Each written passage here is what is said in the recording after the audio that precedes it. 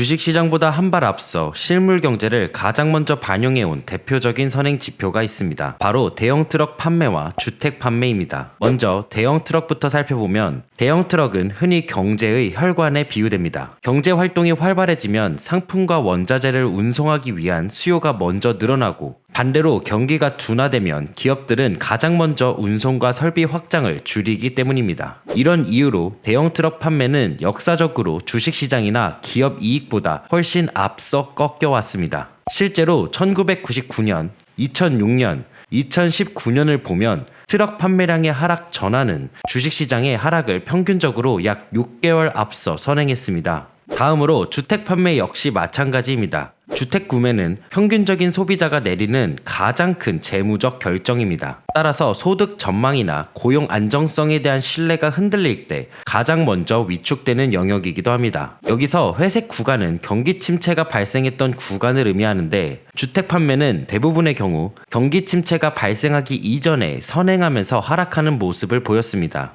여기서 좀 더 확장해 대형 트럭과 주택 판매 두 지표가 동시에 꺾였던 시기를 살펴보면 그 시기는 대부분 경기 침체 국면으로 이어졌음을 확인할 수 있습니다. 그리고 현재 상황을 보면 대형 트럭 판매는 과거 침체 직전과 비교해도 낙폭이 매우 큰 수준까지 하락해 있고 주택 판매 역시 글로벌 금융위기 이후 가장 약한 수준이 2년 넘게 이어지고 있습니다. 즉, 이 선행 지표들만 놓고 본다면 지금은 침체 전 단계 혹은 침체 초입으로 해석해도 무리가 없는 국면입니다. 과거의 전형적인 사이클에서는 경기 민감 지표 둔화, 기업이익 감소, 자산시장 하락이라는 흐름이 비교적 자연스럽게 이어졌습니다. 그렇다면 이번에도 같은 흐름이 반복될까요? 지금의 매크로 환경과 이후 최근 반등을 보여준 비트코인의 움직임을 분석하면서 확인해 보겠습니다.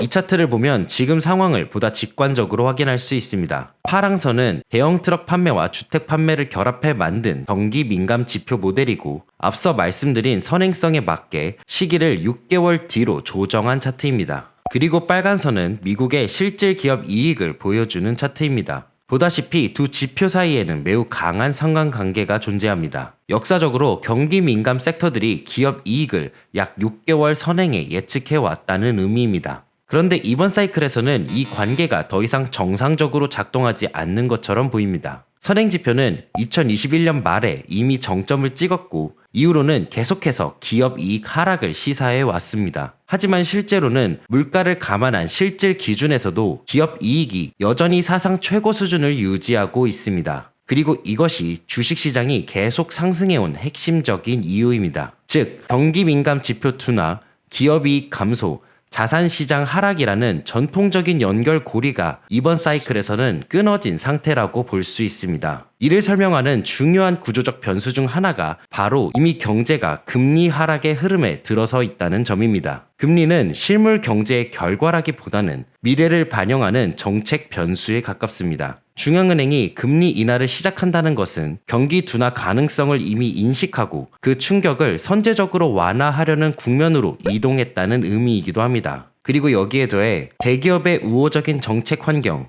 글로벌 매출을 통한 수요 분산, 그리고 AI를 중심으로 한 대규모 자본 지출까지 기존 사이클과는 다른 변수들이 자산 가격을 떠받치고 있는 상황입니다. 결국 이러한 환경은 과거처럼 4년 주기로 명확하게 끊어지던 경제 사이클이 더 확장될 수 있다는 가능성을 열어주고 있고 아직 본격적인 하락 사이클에 진입했다고 단정하기 어려운 이유이기도 합니다. 그리고 혹시 거래 수수료 절반을 다시 환급받는 방법 아직 모르시나요? 단 5분만 투자하면 평생 수수료 돌려받는 셀퍼럴 선택이 아닌 필수입니다. 자세한 내용은 영상 더보기란을 확인해보세요. 이제 최근 비트코인의 온체인 데이터와 차트를 통해 중단기 흐름을 살펴보겠습니다. 2025년 12월 말 기준 실현 이익의 7일 이동평균은 하루 약 1억 8천만 달러 수준까지 감소했습니다. 이는 4분기 내내 하루 10억 달러를 상회하던 고점 구간과 비교하면 매우 큰 폭의 둔화입니다. 특히 장기 보유자 중심으로 실현 이익이 줄었다는 점은 이전 분기 동안 가격을 눌러왔던 분배, 즉 매도 압력이 상당 부분 소진되었음을 시사합니다. 매도 강도가 완화되면서 시장은 점차 안정을 되찾고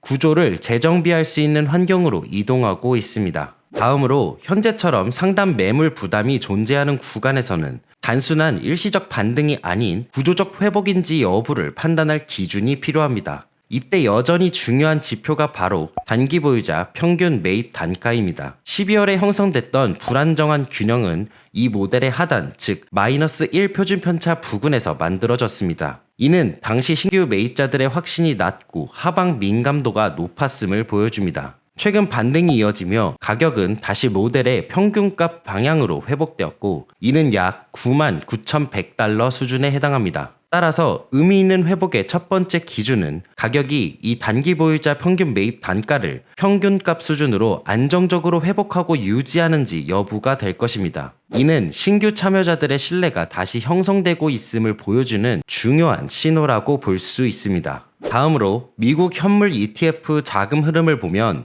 장기간 이어졌던 순유출 국면 이후 최근 몇 주 동안 순유입으로의 전환이 나타나고 있습니다. 이 흐름은 가격이 8만 달러 초반대에서 안정을 찾고 반등한 구간과 맞물려 있습니다. 아직 유입 규모 자체는 사이클 중반의 대규모 축적 국면에 비하면 제한적이지만 자금 흐름의 방향성은 분명히 상방으로 바뀌었음을 확인할 수 있습니다. 이는 ETF 참여자들이 다시 순매도자에서 점진적인 순매수자로 이동하고 있음을 의미합니다. 마지막으로 기술적 흐름을 간략하게 살펴보겠습니다. 현재 비트코인은 약 2주간 돌파하지 못했던 20일 이동평균선을 상향 돌파한 뒤 볼린저 밴드 상단 부근에 도달한 후 조정을 받고 있는 상황입니다. 특히 20일 이평선 부근에서 긴 꼬리를 만들며 이 구간이 지지로 작용했음을 확인할 수 있습니다. 94K 부근에 쌓여있는 매물대를 단숨에 돌파하기에는 다소 시간이 필요할 수 있지만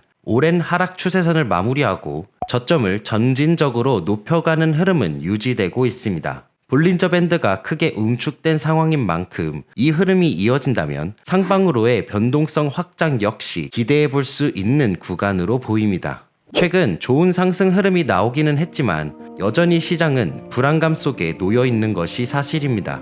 하지만 구조가 정리되고 있는 지금의 흐름은 두려움보다는 준비라는 단어에 더 가까울 것으로 생각됩니다. 보다 냉철한 판단을 바탕으로 올 한 해는 모든 분들이 더 큰 성과를 만들어 가시기를 기원하겠습니다.